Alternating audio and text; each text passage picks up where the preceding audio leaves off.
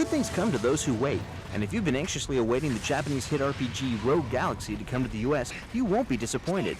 Level 5 has been putting the finishing touches on the American version, which includes some very cool surprises.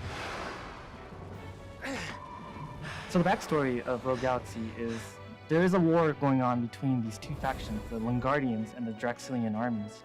And this is over resources that are found throughout the galaxy, or the lack thereof. However, these wars are not the main story. The game starts on a quiet desert planet named Rosa, on the outskirts of the galaxy. There we meet a young man named Jaster, who yearns for adventure. The character that I play, his name is Jaster, and he starts out the game as very much the kid who wants to leave home. Because Rosa is rich with natural resources, a group of pirates comes to the planet and mistakes Jaster for a bounty hunter. So after a strange turn of events, he is recruited and starts his adventures as a pirate.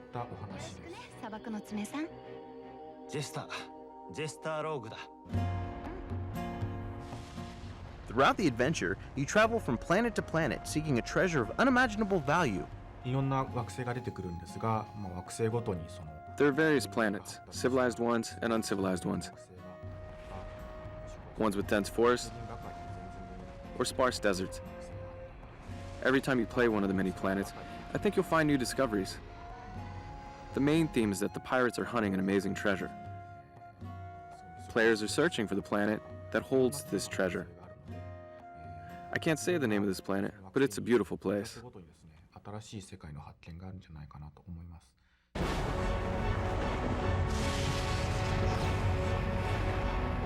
As you travel the galaxy on the Dorganark, a spacecraft modeled after a classic pirate ship, you recruit others to join the gang of pirates.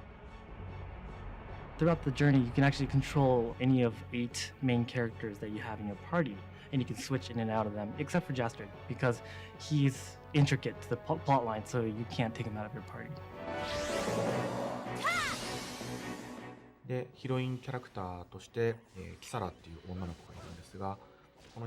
heroine character is Kisara, who's the daughter of the pirate captain. She fights with a dagger and is an expert in the martial arts.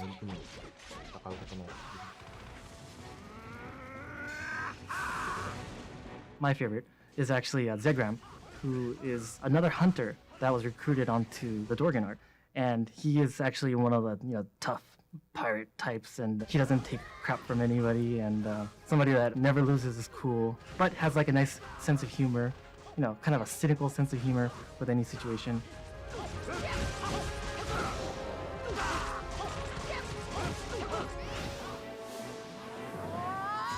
So my second favorite character is Lilica, who comes from a jungle planet, and she's one of those warrior princess types, sexy but tough, and she's played by a really great voice actress, so I think everybody will enjoy her. Something is causing the problem in the village. If we can find the source, we can save the villagers. Just like most Japanese imports, all of the voices needed to be re-recorded for the US version. And true to the high standards of the game, the development team did not skimp on talent. What we tried to do was try to capture the essence of the character. What is Jaster like? What is Kisala like? What kind of teenagers would they be if they were American kids? That's why we have, Will Friedle, who captures the essence of the character. He captures its energy, his enthusiasm and his youthfulness.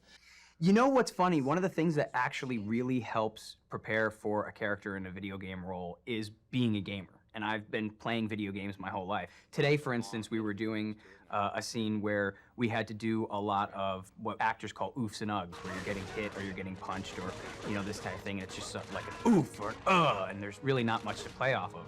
But when somebody in the booth then says, this is a specialty move, as a gamer in your head, you're going, okay, this is hitting a whole bunch of buttons at one time to build up your power, and this is where the big move comes along. So having played video games for so long, it actually really helps in the process of recording them.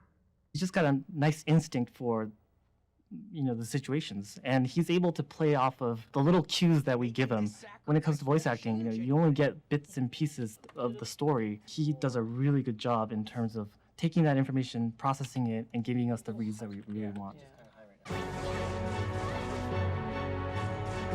From firing weapons to dodging attacks, Rogue Galaxy features a unique real-time battle system that gives the player full control. The battle system in this game is an action RPG, so you have control over one character at any time during the battle. And you also have 2 other characters in your party that fight alongside you, and you can actually give them commands throughout the battle by using the command system or the suggestion system.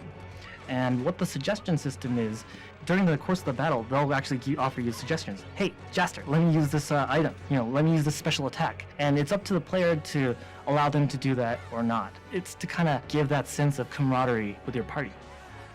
For the US version, there's actually a new combo system that's been implemented. In the Japanese version, there was a combo system that would appear randomly. But for the US version, they actually changed it up so it's not random. During the battle, the enemies drop these orbs on the ground, and you collect them and fill up your combo meter. And once it's full, you're able to execute your combo manually. So you have control over which character you want to use that combo on.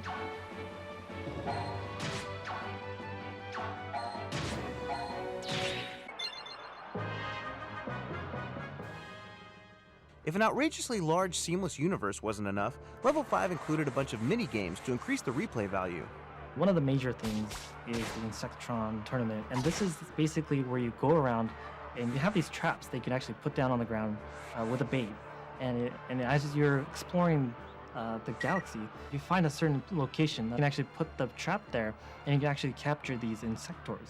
And what these insectors are these little creatures that you can actually then rear and raise and train to fight in this large tournament called Insectron Tournament. It's actually a really deep system, and the team put a lot of effort into making this really fun. I mean, I hope they don't get too sidetracked from the story, but it's actually really worth doing.